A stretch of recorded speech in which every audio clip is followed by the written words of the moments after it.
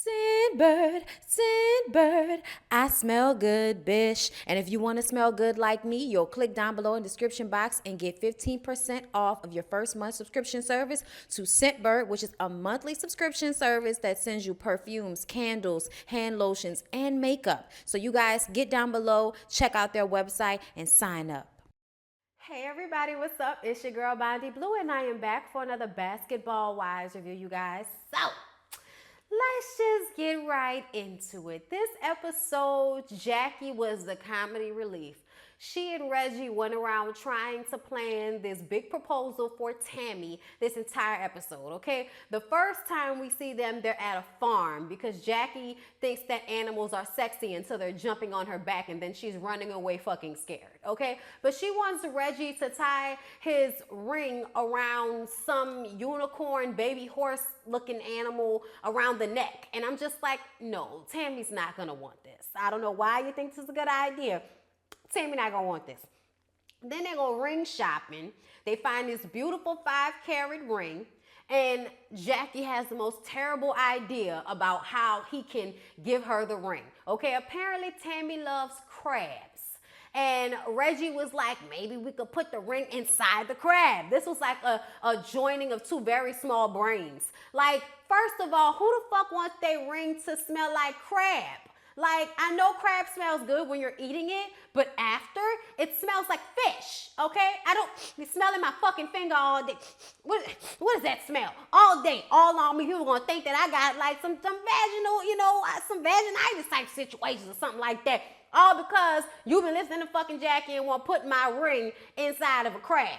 Child, what if you hit the crab, to open it up, and then you hit the ring, and then the shit all over the place, and then the diamond all fucked up? Y'all, I ain't got time, okay? Look, Reggie has like a barbecue with Tammy and her 2 daughters, okay? I don't know why, y'all, but I really want that jazzy daughter at Miss Shigela. People gonna be like, you wrong for that. And I'm gonna be like, all my life I didn't have to fight. Nah, y'all, I done been good at calling out when young women, like girls. Like, I've been really good at that my whole entire life. Like, for a reason. Okay? Like, I'm just saying. Like, girl, if I was still young and I wasn't married, I'd get you together. Anyway, I'm just joking. Okay? Calm down. Jesus. Either way, during the conversation, Tammy is like, so you went and got the ring? Because, Reggie's telling him about everything that he went through with Jackie. And, I guess when the realization sets in, that he actually went and got this ring and this proposal is about to happen, she got this look like she's scared as shit on her face. And I'm like, bitch, you almost 50 years old. You think you know what you want by now. Okay, you done made all of this hoopla, told this man that you wanted to get married to him, and now you're sitting up here acting like you don't want to get married to him, okay? Now, later on, Tammy and Jackie meet up at a cake shop because obviously Jackie is thinking they're going to look for wedding cakes. And Tammy's like, I don't want it. I don't want none of it. I don't want the ring. I don't want the foam. I don't want the unicorn horse baby. I don't want none of it. Okay? And we like, well, what the fuck? We thought you was in love with Reggie. You and Reggie been together for years now. What is the damn problem now, Tammy? Shit. You know how you just be aggravated with people when, they finally get into the place where they've been working to this whole time and they decide they don't want the shit. Well, what the fuck? What's the problem now, Tammy? Tammy says that the closer they get to getting married, the more the realization kind of set in for her that they're never going to be able to have children. And this is something that he really wanted. And she feels like he's going to resent her. He's going to eventually look down the line and be mad at himself for choosing to stay with her, knowing that he would not be able to have children of his own out of their relationship. And I was like, well, damn, Tammy, now I can't be mad because that's a real feeling to have. That's a real qualm. That's a real beef. You know what I'm saying? Like, that's some actual shit to get in your emotions about when you feel like, I love this man loves me, but I cannot give him children. And this is something that he desperately wants. And he's eventually going to want this. But I just kind of feel like, Tammy, he'll be able to have children his whole life. And one day you're going to beat him to the punch as far as dying. I'm sure of it, okay? Reggie in his 30s, you in your late 40s. You know what I'm saying? Like, he probably, 15 years your junior or something like that. Girl, he'll have time to go and wear these little hoes out and have a baby with him. All right? Don't feel bad. Whatever is meant to be And if it's meant for y'all to get a divorce because he, really wants to have a baby in 10 years, well, then I guess that's what's going to have to happen. I don't know why people can't just, adopt. I don't know why y'all can't just adopt. I don't know why y'all can't let Reggie go shoot off at some, random person. All right, and accidentally have a baby, and then the bitch don't want the baby, drop the baby off at Tammy's house. Like, it happens by accident all the time. Why can't this shit happen on purpose? Anyway, y'all, I don't know what Tammy and Reggie gonna do, but I'm kind of annoyed with her that she waited until now. But I think she about to get that spinoff show, so we will see what's gonna happen between Tammy and Reginald. Evelyn this episode was spending a lot of time with her grandfather. Apparently a grandfather that she is just now meeting, okay? Her mom's mom did not tell the father, who was in Puerto Rico, that she was pregnant. And I guess they eventually moved to America, and I don't know whether she had another grandfather that she thought was her grandfather. I don't fucking know. All I know is the grandfather was living in Puerto Rico. Right after Hurricane Maria, they brought him out. He met her mom, and Evelyn just felt like that was the best moment in her life to be able to give that relationship to her mother, because it was something that her mom was always missing. So I'm guessing that they never really had a man in the house. And Evelyn feels like, probably because of that, that's probably why she was so wild and out here at a young age, because she didn't have any type of like male role model in her life. And she doesn't know where her life would have been had she had known him growing up, because he seems like a very sweet, kind old man. He's very happy to be there with her. He's happy to meet her. He's just like, I didn't know about the baby. And, all of these years later, like, it's crazy to me how women will keep that shit to themselves. Like, why?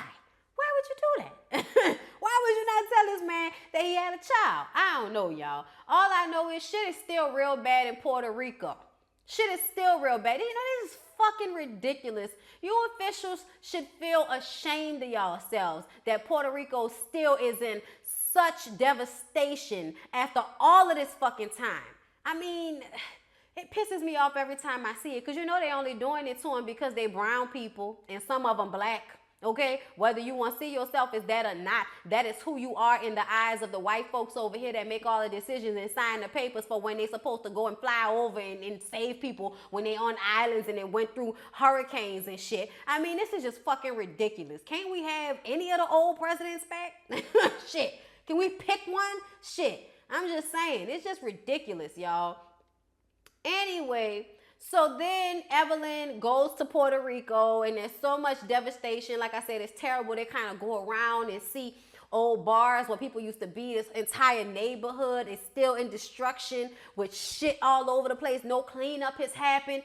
I mean, it makes you really, count your blessings when you a Katrina victim. Like, at least somebody came and got us eventually. Shit. You know what I'm saying? At least people cleaned up shit eventually, not everywhere. Like the Ninth Ward in some places in the East. And every, so often you see a house that still got the markings on it because it's dilapidated. You see those things that are still reminders of what happened here, but everywhere is still pretty much livable. You know what I'm saying? Everywhere is livable. So to see them still living like that, it pisses me off. So Evelyn decided to do like a outreach thing with some young women, okay? And she brought them clothes and hair stuff from Curls and, just brought them some nice stuff to make them feel better. And I was like, thank you, Evelyn. Thank you for that, okay? I feel like what she was trying to do, she succeeded in doing, is in showing something that was important to her and her heritage and helping out and using her platform for something better than just, taking bitches down a peg or two, like, because that's what you love to do, you know what I'm saying? So I'm glad we got to see her do something positive, because Lord knows after the positivity is over, we're going to go right back to wanting to smack the shit out of her. Okay, Evelyn takes her mom to see the rest of her family in Puerto Rico, and they seem to be doing fine. Their house is fine. They have electricity, thank God. So not everybody is living in squalor, but enough of their island is still messed up to the point where you just have to ask yourself, what the fuck is really hood? Like, seriously, bruh. Like, it's just because they some brown and black people. That shit is ridiculous. So Malaysia is having a hard time right now, okay? Spring break, her kids are home. She has 3 kids. She has an 11-year-old and 2 younger ones. She didn't really mention their ages, but the 11-year-old one is the one who was present in this episode the most, because he now wants to start riding his bike around the neighborhood, I guess, or just doing something where he's not always in her eyesight. And she's scared of letting him do that because she's scared about a police officer shooting him. Apparently, Malaysia's brother was killed by a police officer, and ever since then, she's been in full-on, like, post-traumatic stress, okay? Phobia, getting nervous, getting scared. Like, she very much is having a hard time with dealing with police officers because she thinks they're going to kill her, which is a real fear that almost every black person has. Unless you have like a special place in your mind that you are able to go to and act like none of this shit affects you, you know, like the Kanye West and Lil Waynes of the world, that because they have money, they think this shit can't happen to them. Everybody feels great fury and fear all at the same time whenever an unarmed black person gets shot and killed by the police for no damn reason. Okay? And it happens so much, and it's now with the calling the police on people. And I know the Trayvon Martin special started last night, and y'all, I can't. I can't. All right? Like, I was working in the news when that happened, so I remember what happened. Okay? I remember, and I don't need to relive it. Okay? There are some people that need the knowledge, that are very ignorant of the things that happen, but I'm not. So I don't need to relive it. But y'all should watch it if y'all, you know, don't know about it. If y'all are curious, y'all should definitely check it out. It's been coming on BET at like 9 p.m., which I'm guessing is 10 Eastern or whatever. But anyway, she's having a hard time with this, and she really wants to talk to her boys about it, and specifically her older boy that's 11, and kind of prepare him for what's to come. And she goes around kind of talking to everybody about this phobia, and Jackie says that maybe she should, you know, go talk to somebody or actually meet some police officers so that some of her fear can be subsided. And that's the thing that helps me. Here in New Orleans, we have a really good police department. We have a predominantly black police department.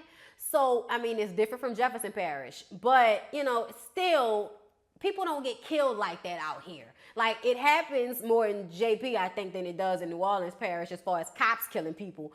But it doesn't happen as often as you see it happen in certain places. So for us, and also I've always grown up knowing police officers, and one of my best friends is a police officer. So I have good relationships with police officers enough to know that not all of them are like that. So I don't have that same fear the way Malaysia has. So I think Jackie's idea was a very good idea, that she needs to meet some police officers and talk to some people and just actually be around them so she can realize that not every one of them is some crazy, racist, out of control white boy that's just waiting to shoot your family member. Like, everybody is not like that. There are very much a lot of them out there that see us like that, but there are a lot of police officers out there that don't see us like that and try very hard in their everyday lives to not be representations of that terrible fucking stereotype of a police officer. So I really hope that Malaysia is able to deal with this. And she has that conversation with her son and explains to him what happened with her brother. And y'all, it's just so sad. And it just always makes me so mad when I think about how our children live and, you know, can live in this beautiful place in their minds and in their childhoods where they don't see any of this shit. They're children, all right? And they get to live and feel free like every other child. But then one day you have to explain to them when they get pulled over by a police officer how to act like a fucking slave so that they don't get killed, so that they can make it home to you. And that shit is infuriating. Like, I don't even know how else to explain that feeling except for pure fucking fury and fear that I have to go through something like that to explain to my children that they need to be more careful and they need to damn near lay down on the fucking ground whenever they're around a police officer just to make sure that they don't kill them. That is so, it's a lot. And I think that Basketball Wives was trying to, you know, feed us some serious shit for a filler episode. Because it was a filler episode. Because it wasn't a lot of shit going on with the other ladies. It wasn't a lot of group things. Just stuff going on with them separately in their own lives. Also, Kristen and Jen. And this is when the bullshit starts, okay? Jen has to go back to court for Tim from Sweetie Pies again. All right. And because Evelyn is in Puerto Rico, she asks, you know, she tells Kristen about it, and Kristen offers to go with her. I'm not going to say she asked her because she didn't. Kristen offered to go with her because she feels like Jen doesn't really have anybody. Jen is going through a lot right now. okay? Jen is trying to go to therapy and trying to find somebody to help her find a man. But, I mean, not therapy. She went to a relationship specialist, like a counselor, to help you get a man. But I feel like you need to go to therapy and deal with your delusions before you think you're going to be able to find you a man in a good relationship. Like, you're only going to find people just as fucked up as you are until you get your shit together. You know what I'm saying? And I feel like Jen is a very on the surface person. And until she can dig a little bit deeper and become a better person herself, I don't know how she's going to be able to find a man who is really going to give her love and attention like she wants. Like, everybody you're going to find is going to be somebody superficial just like yourself, okay? Because that's what you put out there, you know? But she going to court, and y'all know every time she go to court, she got to be acting all scared and shit like the dude gonna shoot her or come and attack her on the street. And I'm just like, girl, he popped up upside your place one time after y'all broke up, and you up in here acting like he was abusing you y'all whole fucking relationship. Seriously, I really think she over-exaggerating. I think she's doing the absolute most. You have no idea what it's really like to be scared of a man, to be running from a man, to be scared that he might fucking kill you because you done broke off y'all relationship. And you on this show playing a victim like a motherfucker, and I honestly do not appreciate it. I don't care how crazy Tim is. Tim says that you the motherfucker that everybody needs to be worried about, okay? So, not to like dispute her story and believe his, because I think his ass crazy too. Him and his thunder thighs is crazy too. And we saw that shit. That's why that first baby mama dropped his ass like a hot potato and still working at the restaurants and shit. Ain't nobody got time for Tim and his fuck shit. But I'm just looking at the situation like, Jen, you are really doing the most. I really don't think that dude would try to hurt you, especially since everybody knows that y'all were together. You know, and he definitely still has something to lose. So I don't know what the deal is with her, but the way she was acting and the way she did it before just really fucking aggravated me. Like, always trying to play the victim and over-exaggerate your fear in a situation. You playing around like that, and you're going to find somebody that's going to give your ass something to be scared about. So another thing that Jen talked about when she went to like the therapy session was talking about how her mom died, and she feels like she's all alone in the world. And in that moment, I did feel bad for her. Jen, I do feel bad for you, girl. But I also feel like you feel alone in the world because you isolate people based off of superficial bullshit. If you would stop being like that with people, I'm sure you'd have real people around you who will want to hold you down. But when you're not a genuine person with your friends, and when you always, I guess, being such a petty person and kind of moving with the wind, like just think about the way she did Tammy. Like, you threw Tammy under the bus on several occasions, and as soon as Evelyn started being friends with you again, it was like you knew that your allegiance had to be to her, so it didn't matter how you treated Tammy, okay? Now, Evelyn might really be your girl, but I don't believe that. Honestly, I don't. I think that she wanted somebody to make sure she had somebody to tape with so she could stay on this show and get this check. She may not need the check, but if we're going to be on here, we need somebody to tape with, and we done already signed the contract for the season. So let's not act like, oh, she's above that. I don't believe that at all. But I think that Jen really needs to do some fucking soul searching and find out the person who she is, and then find out the person that she really wants to be. All right? And try to become a middleman in between those two. Because girl, you vapid as fuck, like you really are. And you're self-absorbed. Like, your marriage with that, dodo head motherfucker you was going with showed us that you're self-absorbed. And while you think you out here taking shots to your self-esteem for him cheating on you, at the end of the day, it was almost like you signed up for that shit. Like, oh, I'll deal with whatever as long as I can have this lifestyle, and we don't really have a friendship or a real marriage at this point, but I'll hold on so I can have this lifestyle. Like, you never really did dig any deeper. What did you ever do for yourself? Did you ever go to college? Did you know what I'm saying? Like, when did you ever put any work in yourself besides in your appearance? Girl, you gotta do better if you want better. But yeah, y'all, that was basically everything that happened on Basketball Wives. It wasn't a lot. I can't believe I drug it out for 20 minutes. I hope y'all enjoyed the review. Please don't forget to like, comment, and subscribe to my channel, and come back for the next one. I love y'all. I appreciate y'all. See y'all.